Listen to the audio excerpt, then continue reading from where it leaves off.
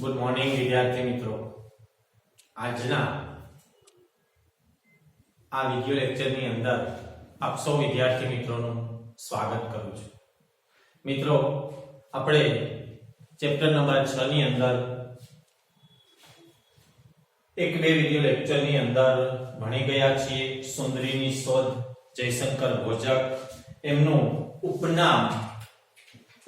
ઉપનામ છે સુંદરી, બરાબર। એમનું ઉપનામ શું છે? સુંદરી। થોડા આત્મકથા અંશ આપણે આ બધી બાબતોનો અભ્યાસ કરી ગયા છે। થોડા આંસુ થોડા ફૂલમાંથી આ પાઠ લેવામાં આવેલો છે। સૌપ્રથમ એક લેખક જે છે એ ખૂબ નાની ઉંમરે છે, એ પોતે એક સ્ત્રીનો અભિનય કરી અને પ્રેક્ષકોની સામે આવે છે અને એમને સૌભાગ્ય સુંદરી નાટક ભજવ્યા પછી એમણે સુંદરીનું બિરુદ મળેલું છે। હવે આપણે પહેલા પેરેગ્રાફની અંદર જે છે એ વિક્રમના પુત્ર રાજરતનની વાત કરેલી હતી। ટૂંકમાં આખો આપણે સારાંશ જોઈ લઈએ। પહેલા જ પેરેગ્રાફની અંદર અને વિક્રમના પુત્ર રાજરતનની વાત કરેલી હતી અને એની અંદર રંભા દૂધવાળીની વાત છે, બરોબર। એની અંદર કોની વાત છે? રંભા દૂધવાળીની। अब बीजा पेरेग्राफ ની અંદર જુગલ જુગારીની નાયિકા જે છે એ લલિતાની ભૂમિકા જે છે એ આપણે જોઈ ગયા હતા, બરાબર। કે એ કેવી રીતે એ પોતાનો દંપતિ સંસાર જે છે કેવી રીતે ચાલતો હોય પછી જુગારની લતની અંદર આવી અને કેવી પરિસ્થિતિ આવી જાય છે એનો અભ્યાસ કરી ગયા હતા।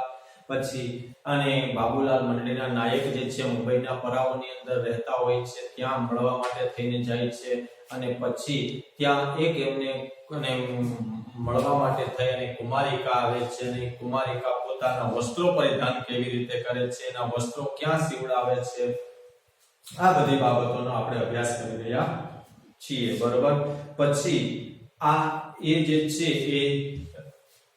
એ જે કુમારિકા મળવા માટે થઈને આવે છે, એ કુમારિકા મળવા માટે થઈને આવે છે એની અંદર એ પોતે કાર્ય કેવી રીતે કરે છે, બરોબર। એ પોતાના વસ્ત્ર પરિધાન કેવી રીતે કરે છે અને એ મળવા માટે થઈને આવે છે ત્યારે એ અને બાબુભાઈના નજીકના સગાવાલાના પત્ની થવાના હતા એ ખબર હોય એટલે એ શરમ સંકોચ અનુભવે છે। આ બધું અનુકરણ જે છે એ જયશંકર ભોજક કરે છે અને એ પછી લલિતાની ભૂમિકાની અંદર એ ભજવે છે અને પ્રેક્ષકોની સામે એ ત્યારે આ જે કંઈ પણ કુમારિકા મળવા માટે થઈને આવ્યા હોય છે એમના માતા પિતા પણ હોય છે, આગળની હરોળની અંદર બધા બેઠા હોય છે અને એ બધી બાબતોનો આપણે અભ્યાસ કરી ગયા છીએ। આજે આપણે પેજ નંબર 28 ઉપર છેલ્લેથી બીજો પેરેગ્રાફથી અભ્યાસ કરવાનો છે। પછી સરસ્વતીચંદ્ર નવલકથાની વાત પણ આપણે જોઈ ગયા હતા। ગોવર્ધનરામ ત્રિપાઠીની સરસ્વતીચંદ્ર નવલકથાની વાત પણ આપણે જોઈ ગયા હતા, બરોબર। હવે એ સરસ્વતીચંદ્રની નવલકથાના પાત્રોની સાથે આપણે જોઈ લઈએ। હવે એની અંદર શું કીધું છે કે પેલી કુમુદ સુંદરી, કુસુમ, ગુણ સુંદરી તેમજ અલગ કિશોરી, સૌભાગ્ય દેવી, મેના રાણી, ચંદ્રાવલી મૈયા એ સર્વ પાત્રોએ મારા મન ઉપર ભારે અસર કરી। હવે આ બધા હું જે કઈ પાત્રોના નામ બોલ્યો છે એ પાત્રો કઈ કૃતિના છે તો કે સરસ્વતીચંદ્રના આ બધા પાત્રોના નામ છે, બરાબર। એની અંદર કુસુમ સુંદરી છે, પછી કુમુદ સુંદરી છે, કુસુમ છે, ગુણ સુંદરી છે તેમજ અલગ કિશોરી, સૌભાગ્ય દેવી, મેના રાણી, ચંદ્રાવલી મૈયા એ સર્વ પાત્રોએ એ વાંચ્યા પછી આ બધા પાત્રોની અસર જે છે એ લેખક ઉપર પડે છે, બરાબર। ગુજરાતની જે નારીની શોધમાં હું હતો તેના અહીં દર્શન થતા હું તો અલૌકિક સૃષ્ટિમાં વિહરવા લાગ્યો। અને હવે શું કીધું છે કે અને ગુજરાતની જે કંઈ પણ નારીઓને હું કલ્પતો હતો, બરોબર, અને એ કલ્પતો હતો ગુજરાતની નારીની જે શોધમાં હું હતો તેના અહીં દર્શન થતા હું અલૌકિક એટલે કે અદ્ભુત, અલૌકિક શબ્દનો અર્થ શું થાય છે? અલૌકિક, અદ્ભુત। અલૌકિકનો અર્થ શું થાય? અદ્ભુત, બરાબર। શબ્દ પ્રયોગ ઉપર ખાસ ધ્યાન રાખજો। અલૌકિક એટલે કે અદ્ભુત। સૃષ્ટિની અંદર જે છે એ શું કરવા માંડે છે અને વિહરવા લાગ્યો. વિહરવું એટલે કે એ ફરવા લાગે છે. બરોબર. હવે પછી શું કીધું છે? મને સમજાયું કે હું જે સુંદરીની શોધમાં છું તે તો આ નવલના પાને પાને આલેખાયેલી છે.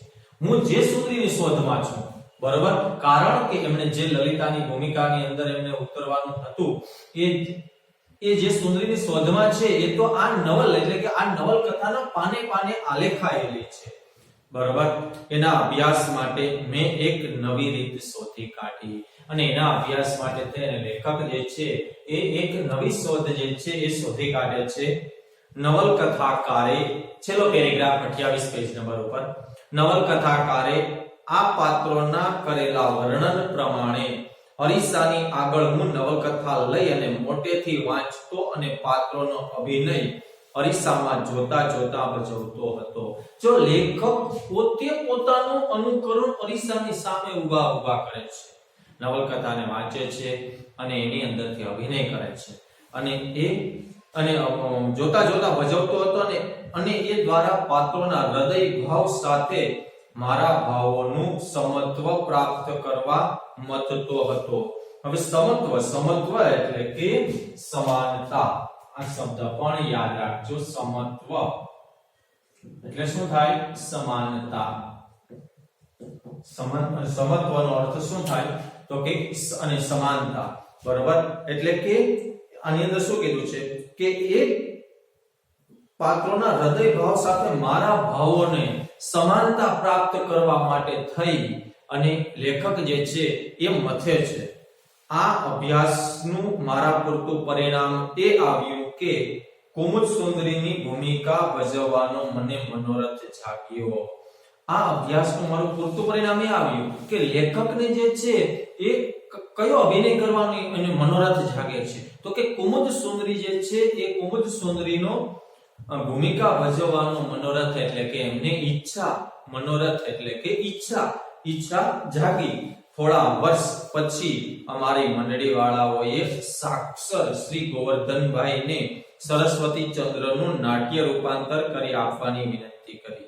થોડા વર્ષ પછી અમારી જે કઈ મંડળીના સભ્યો જે છે એ સભ્યોને ગોવર્ધનરામભાઈ, બરોબર, ખાસ અહીંયા ભાર આપજો, ગોવર્ધનરામ ત્રિપાઠી, બરોબર. આ કોણ છે? તો કે સરસ્વતી ચંદ્રના લેખક છે. સરસ્વતી ચંદ્રના લેખક. 1 માર્ક્સની અંદર પ્રશ્ન પૂછાય છે કારણ કે આપણા પાઠની અંદર છે કે ભાઈ સરસ્વતી ચંદ્રના લેખક કોણ છે? તો કે ગોવર્ધનરામ ત્રિપાઠી. એટલે કે જે કંઈ પણ આ મંડળી જે છે એ મંડળીના લોકોએ ગોવર્ધનરામ ત્રિપાઠીને કહે છે કે ભાઈ આને તમે નાટકની અંદર આ નવલને જે છે એ ટૂંકમાં એક અને અમુક અંશ જે છે એ તમે નાટકની અંદર રૂપાંતર કરી દો એટલે અમે શું કરી શકીએ? એ નાટકને ભજવી શકીએ. બરાબર. તે જ પ્રસંગે તેમણે સામેથી સરસ્વતી ચંદ્ર અને કુમુદ તરીકેની અનુક્રમે બાપુલાલ નાયક અને મારી છબીઓ નવલકથામાં મૂકવા માટે માંગી. અને શું કીધું છે કે સરસ્વતી ચંદ્રને રૂપાંતર કરવાનું કીધું. તે જ પ્રસંગે તેમણે સામેથી સરસ્વતી ચંદ્ર અને કુમુદ તરીકેની અનુક્રમે બાપુલાલ નાયક અને મારી છબીઓ નવલકથા મૂકવા માટે માંગી. બરોબર. હવે જો એ જ સમયે જે છે એ જ પ્રસંગે સરસ્વતી ચંદ્ર અને કુમુદ તરીકેની અનુક્રમે બાપુલાલ નાયકે જે છે એ છબીઓ નવલકથા મૂકવા માટે માંગી. કોઈ કારણથી અમારી છબીઓ અમારી મંડળી વાળાઓએ એમને મોકલી જ આપી નહીં. કોઈ કારણોસર, બરોબર, કંઈ પણ કારણ હશે એટલે આ લોકોની છબી જે છે, છબી એટલે કે એમની તસવીર, ફોટો, બરોબર, એ એમને મોકલી આપ્યો નહીં. કોને? સરસ્વતી ચંદ્રની અંદર જે અને છબી મૂકવાની હતી એની વાત કરેલી છે. હવે પેજ નંબર 29 ઉપરથી જોઈએ. પરંતુ કેટલા સમય પછી ગોવર્ધનરામ ભાઈએ સરસ્વતી ચંદ્રના નાટ્ય રૂપાંતરોનો પહેલો અંક અમારી મંડળીને મોકલી આપ્યો. પરંતુ કેટલા સમય પછી ગોવર્ધનરામ ભાઈએ જે છે એ સરસ્વતી ચંદ્રનો નાટકનો એક ભાગ એ મોકલી આપ્યો. આ અંકમાં તેમણે સરસ્વતીચંદ્ર ભાગ ચોથામાં આવતા ઘેલી મારી કુસુમ વાળા પ્રસંગ પછી, બરોબર, ભાગ ચોથાની અંદર શું આવે છે? ઘેલી મારી કુસુમ, બરોબર, ઘેલી મારી કુસુમ. હવે એ ઘેલી મારી કુસુમ વાળા પ્રસંગ પછી વાર્તાનો તંતુ, બરોબર, એ વાર્તાનો તંતુ લંબાવીને વસ્તુ મૂક્યો હતો, બરોબર. આ ચોથા ભાગમાં આવતા અને સરસ્વતીચંદ્રના 4 ભાગ છે અને ચોથા ભાગની અંદર કુસુમનું પાત્ર છે. ઘેલી મારી કુસુમનું જે છે એ પ્રસંગ પછી વાર્તાનો તંતુ શબ્દ પ્રયોગ થયેલો છે. વાર્તાનો તંતુ એટલે કે એમનો હેતુ જે છે એ લંબાવીને વિષય વસ્તુને મૂક્યો હતો. તેમાં સરસ્વતીચંદ્રને ચોપાટી ઉપર ભાષણ કરતો અને લોકહિતની વાતો કરતો આલેખ્યો હતો. તેમાં સરસ્વતીચંદ્ર મુખ્ય પાત્ર છે. સરસ્વતીચંદ્ર જે છે એ કોણ છે? મુખ્ય પાત્ર છે. મેં તમને શરૂઆતની અંદર પણ કીધેલું છે કે ભાઈ સરસ્વતીચંદ્રમાંથી એક નવલકથા જે છે એ આપણી ટેક્સ્ટબુક ની અંદર, જૂની ટેક્સ્ટબુક ની અંદર આપણે એ ભણવામાં આવતી હતી, બરોબર. અત્યારની ટેક્સ્ટબુકમાં નહીં, આની પહેલાની જે કંઈ પણ ટેક્સ્ટબુક હતી એની અંદર આ એક અને આત્મકથાની અંશ જે છે એ ભણવામાં આવતો હતો, બરોબર. એટલે કે એ સરસ્વતીચંદ્રને ચોપાટી ઉપર ભાષણ કરતો અને લોકહિતની વાતો કરતો જે છે એ આલેખ્યો હતો. એટલું મને અત્યારે યાદ છે. ગમે તે કારણે અમારી મંડળી વાળાને આ નાટક મુંબઈની પ્રજાને ગમશે નહીં એમ લાગવાથી ભજવવાનું રૂચ્યું નહીં. અને શું કીધું છે કે એટલું મને અત્યારે યાદ છે કે ગમે તે કારણે અમારી મંડળી વાળાને આ નાટક મુંબઈની પ્રજાને ગમશે નહીં, એટલે આ નાટક જે છે ભજવવાનું રૂચ્યું નહીં. રૂચ્યું શબ્દ પ્રયોગ થયેલો છે. રૂચ્યું એટલે કે ગમ્યું. રૂચ્યું શબ્દ પ્રયોગ થયેલો છે એટલે કે ગમ્યું નહીં, બરોબર. રૂચ્યું એટલે કે ગમવું, ગમ્યું નહીં. અને નાટકનું કામ આગળ ચાલ્યું નહીં. ક્યાં નાટકનું કામ આગળ ચાલ્યું નહીં? કારણ કે ગોવર્ધનનાથ ત્રિપાઠીને જે છે એ અને સરસ્વતીચંદ્રને નાટકની અંદર રૂપાંતર કરવાનું કહે છે. એ રૂપાંતર દરમિયાન શું થાય છે તો કે એમણે ચોથા ભાગની અંદર ઘેલી મારી કુસુમનું પાત્ર આવે છે. એ પાત્ર એમને શું નથી થતું? એની અંદર સરસ્વતીચંદ્રને ચોપાટી ઉપર જે છે ભાષણ કરતો અને લોકહિતની વાતો કરતો જે આકર્ષાયેલો હતો અને એક એ વિષય વસ્તુને એકદમ લંબાઈને તૈયાર કરેલું હતું અને એ મુંબઈના લોકોને ગમશે નહીં એ હેતુથી આ મંડળીના લોકો જે છે એ આ નાટકને ભજવતા નથી. અને શું કીધું છે? સાથે સાથે તેની ભજવણીનો મારો અભ્યાસ પણ અધૂરો જ રહી ગયો. અને સાથે સાથે તેની ભજવણીનો અભ્યાસ પણ જે છે એ ભજવણીનો મારો અભ્યાસ પણ અધૂરો જ રહી ગયો. હવે પછીના પેરેગ્રાફમાં શું કીધું? આ ઉપરાંત મારા અભ્યાસ માટે સરસ્વતીચંદ્રમાં બુદ્ધિ પ્રકાશ માસિકનો ઉલ્લેખ થયો છે. આ ઉપરાંત મારા અભ્યાસ માટે સરસ્વતીચંદ્ર નવલકથાની અંદર ખાસ યાદ રાખજો બુદ્ધિ પ્રકાશ માસિકનો, બરોબર, બુદ્ધિ પ્રકાશ માસિકનો અભ્યાસ, બરોબર. સાથે સાથે આ પણ જોવા મળે છે એનો અને ઉલ્લેખ થયો છે. એટલે હું બુદ્ધિ પ્રકાશ મેળવીને વાંચવા લાગ્યો. કારણ કે દર મહિને આ બુદ્ધિ પ્રકાશ જે છે એ પ્રકાશિત થતું હોય છે અને એ બુદ્ધિ પ્રકાશથી એ દર મહિને જે છે મેળવી અને વાંચવા લાગે છે.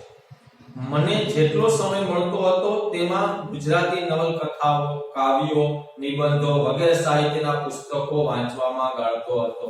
લેખક શું કહે છે કે મને અને બુદ્ધિ પ્રકાશ જે કંઈ પણ દર મહિને પ્રકાશિત થતું માસિક છે એ વાંચે છે, તેમ છતાં એને જેટલો વધારાનો સમય મળે છે એની અંદર શું કરે છે તો કે એની અંદર નવલકથાઓ, કાવ્યો, નિબંધો વગેરે સાહિત્યના પુસ્તકો છે એ વાંચવામાં ગાળે છે. આ રીતે મારો અભ્યાસ હું વધારતો હતો.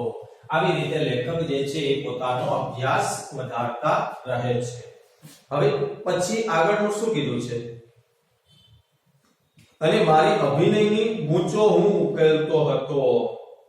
અને મારી અભિનયની હું ગૂંચો એટલે કે મુશ્કેલીઓ, ગૂંચો શબ્દ પ્રયોગ થયેલો છે, ગૂંચો.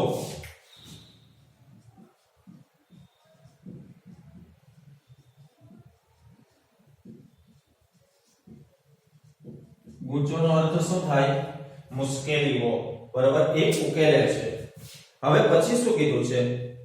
વળી સૌભાગ્ય સુંદરીની ભૂમિકાને વધુ જીવંત બનાવવા શેક્સપિયરની ડેસ્ટિમોના અને માલતી માધવની માલતીનો અભ્યાસ મેં કરી લીધો હતો.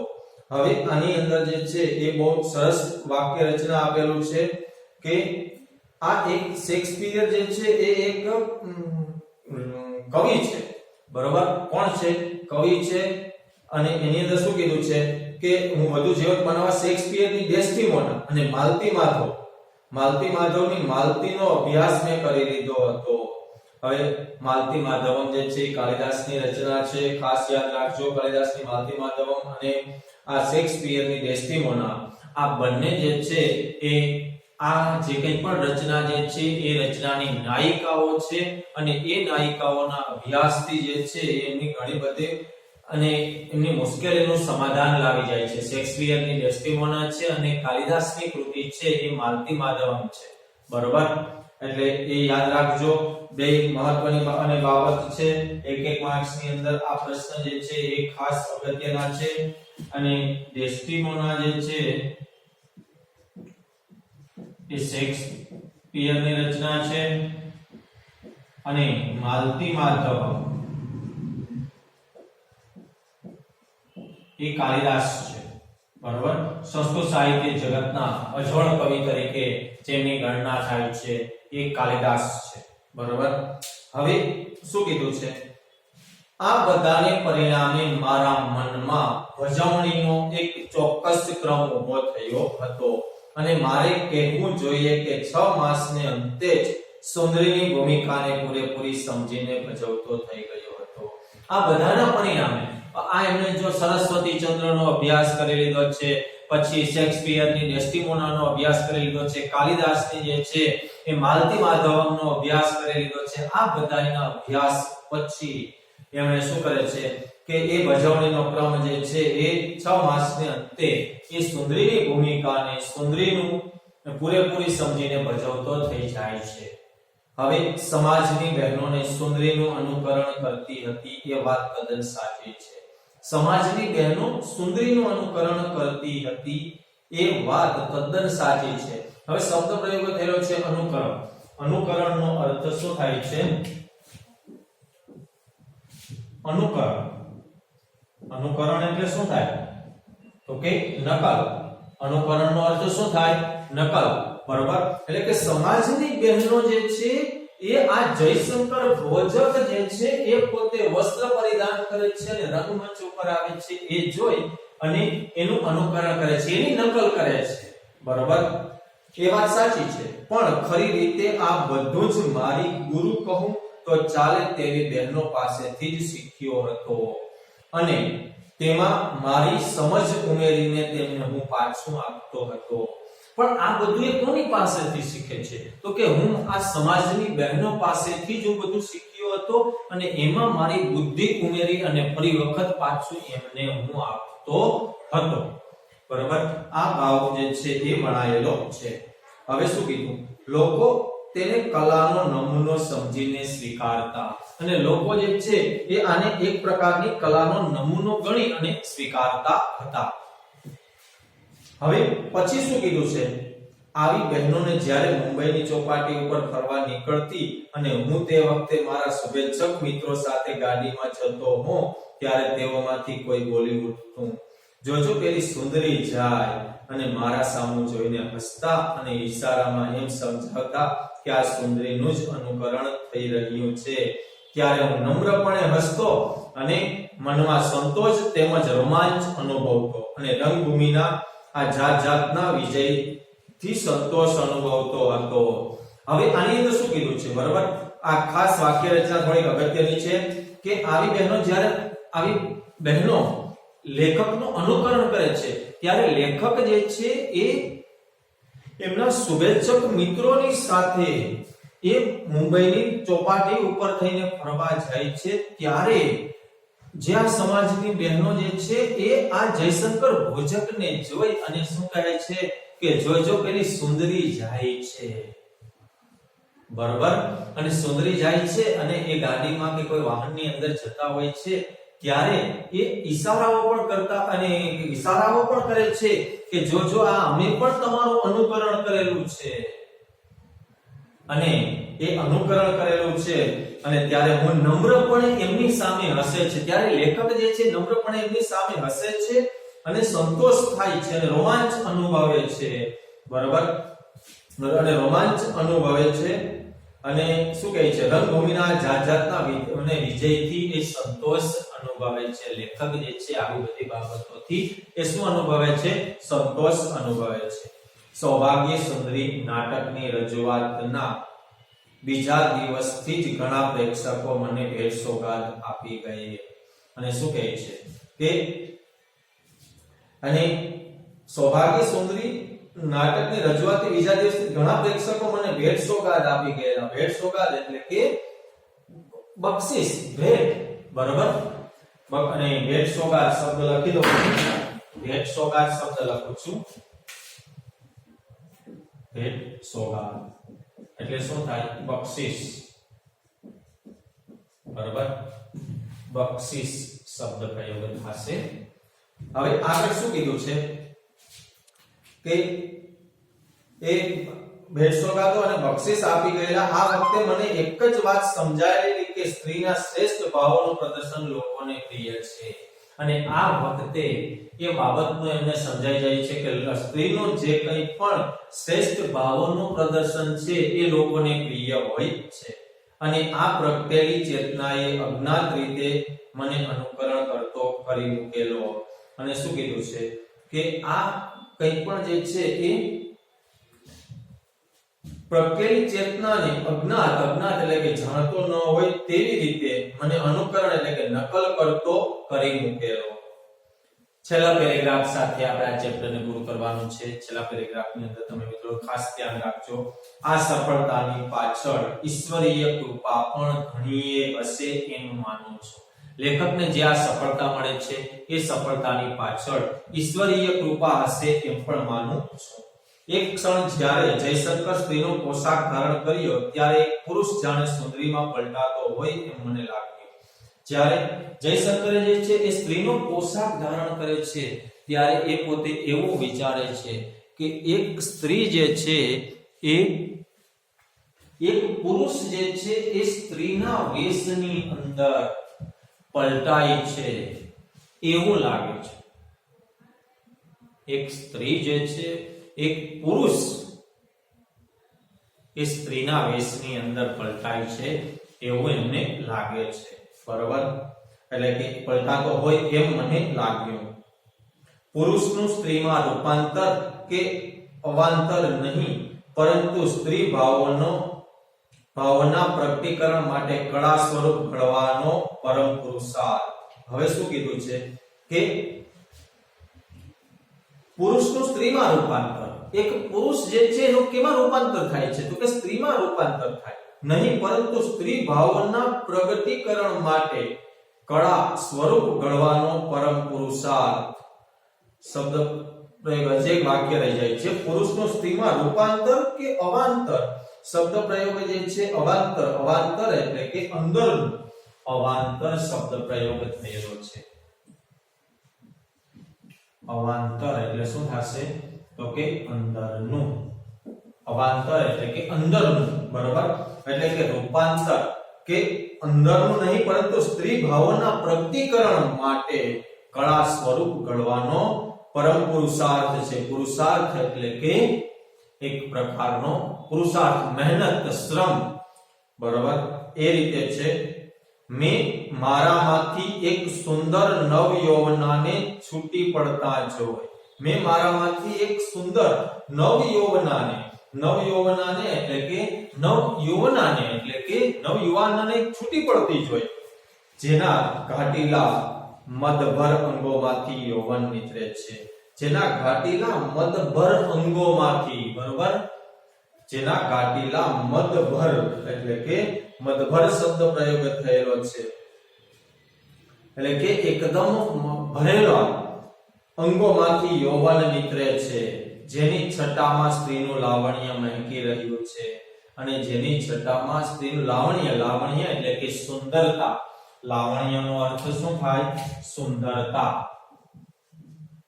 લાવણ્ય એટલે સુંદરતા, બરોબર. એટલે કે લાવણ્ય જે છે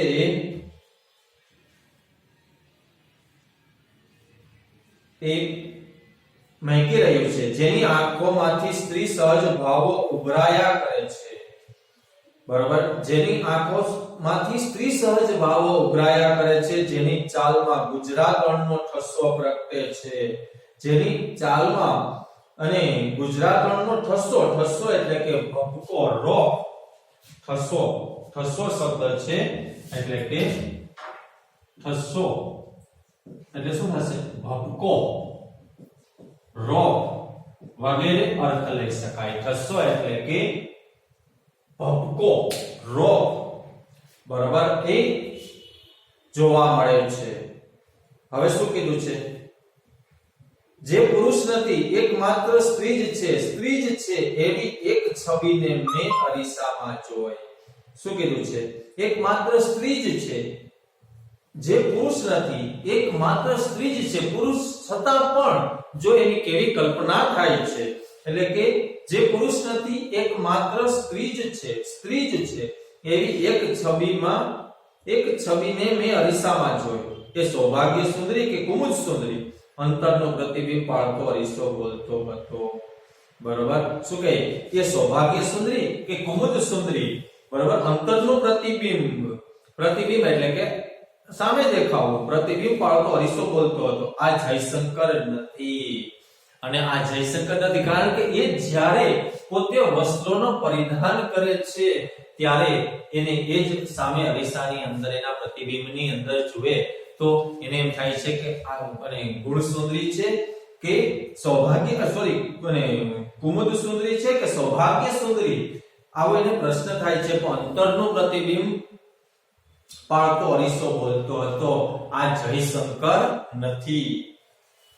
લજ્જાથી ગરવી ગુજરાતણ છે, અને લજ્જાથી એટલે કે એ શરમથી એક ગરવી ગુજરાતણ છે, કારણ કે પુરુષ હોવા છતાં સ્ત્રીનો અભિનય કરે છે, એટલે કે એ પોતે ગરવી ગુજરાતણ છે એવું અનુભવે છે, બરોબર. એ લહેકો, એ અભિનય, એ કામણ, બરોબર. શું કીધું છે કે એ લહેકો એટલે કે અવાજનો લહેકો, બોલવાની છટા, લહેકો, બરોબર. અને અભિનય એટલે કે એ જે રંગમંચ ઉપર પોતે જે પોતાનું અને લોકોની સામે પોતે રજૂ થાય છે, અને એ અભિનય. અને પછી શબ્દ પ્રયોગ કરેલો છે કામણ એટલે કે એમનું શરીર, એમના શરીરના કામણ, બરોબર. એટલે કે એમનું શરીર, કામણ એટલે શરીરના અંગ પ્રત્યંગમાં મધુર જળજળાટી પેદા થઈ ચાલી ગઈ. અને શરીરના અંગ પ્રત્યંગમાં એટલે કે અંગ અને દરેક અંગમાં એક પ્રકારની મધુર જળજળાટી પેદા થઈ અને ચાલી ગઈ. ઘણીવાર મને એમ થયું કે હું પુરુષ નથી, અને થોડીક વાર માટે તે લેખકને એમ થઈ જાય છે કે હું પુરુષ નથી. તો એમણે, કારણ કે મેં સુંદરીનું વિરોધ ક્યારે મળ્યું હશે, કારણ કે લોકોની અંદર વિચારવાની ક્ષમતા પણ એમ થઈ કે ના આ પુરુષ નથી, આ સ્ત્રી જ છે, ત્યારે એમને સુંદરીનું વિરુદ્ધ મળી શકે છે, બરોબર. એટલે શું કીધું છે કે ઘણીવાર તો મને એમ થયું કે હું પુરુષ નથી જ. સ્ત્રી થતા મને સહજ સંકોચ શરૂઆતમાં થયો હતો. સ્ત્રી થતા તો મને શરમ સંકોચ જે છે શરૂઆતમાં જ થયો હતો. હવે એમ જ લાગ્યું કે હું સ્ત્રી જ છું, અને હવે તો લેખકને એમ જ લાગે છે કે હું સ્ત્રી જ છું. આ અવાંતર પ્રક્રિયા જ મને મારામાં રહેલા નટને સાકાર થવામાં યારી આપી છે. આ અવાંતર શબ્દ પ્રયોગ, અવાંતર એટલે કે અંદરનું પ્રક્રિયા, અને અંદરની પ્રક્રિયા એ જ મને મારામાં રહેલા નટને, નટ એટલે કે જે નાચનાર જે છે પુરુષ પાત્ર છે એને નટ કહેવામાં આવે છે. નટ અને નટી, નર્તકી, બરોબર. એ નટને સાકાર થવામાં મારી સાકાર થવામાં યારી આપી છે, એટલે કે સાથ સહકાર આપ્યો છે. પરંતુ અવસ્થાની અનુકૃતિને ઝીલનારો, પરંતુ અને અવસ્થાની અનુકૃતિ, અનુકૃતિ શબ્દ પ્રયોગ છે. અનુકૃતિ એટલે કે અનુકરણ, અનુકૃતિ શબ્દ છે. અનુકૃતિ, અનુકરણ. બીજો શબ્દ નકલ પણ લઈ શકાય, નકલ. બરોબર.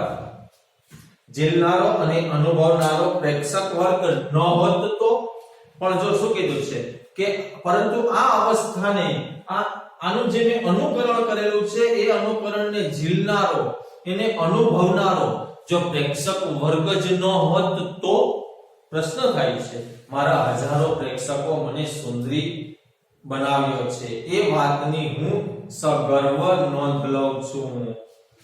કદરદાન પ્રેક્ષકો વગર માત્ર એકલો અતુલો જયશંકર. કદરદાન, કદરદાન એટલે કે કદર કરી જાણનાર. બરોબર. કદરદાનનો અર્થ શું થાય? કદર કરી જાણનાર. કદરદાન, કદરદાન શબ્દ પ્રયોગ થયેલો છે. કદરદાનનો અર્થ થાય છે કદર કરી અને જાણનાર. કદર કરી અને જાણનાર. આ સાથે મિત્રો આપણો આ ચેપ્ટર, છઠ્ઠું ચેપ્ટર જે છે એ અહીંયા પૂરું થાય છે. આના પછી આપણે ધીમે ધીમે એક પછી એક ચેપ્ટરનો અભ્યાસ કરતો રહેવાનો છે. આના પછી આપણે 7મા ચેપ્ટરની નેક્સ્ટ લેક્ચરની અંદર પ્રસ્તાવના બાંધશું. બરોબર. અને સાથે સાથે એનો અભ્યાસ પણ આગળ વધારતા રહેશું. આ બધા શબ્દાર્થ તમારી બુકની અંદર લખી લેજો. શબ્દાર્થ લખાઈ ગયેલા હોય પછી તમારે ટેક્સ્ટ બુકની પાછળ આપેલું સ્વાધ્યાય છે એ સ્વાધ્યાય તમારે લખવાનું રહેશે. બરોબર. અને સ્વાધ્યાય પણ સાથે સાથે લખી લેજો. તો આજના લેક્ચરને આપણે અહીં સુધી રાખીએ. હરિ ઓમ.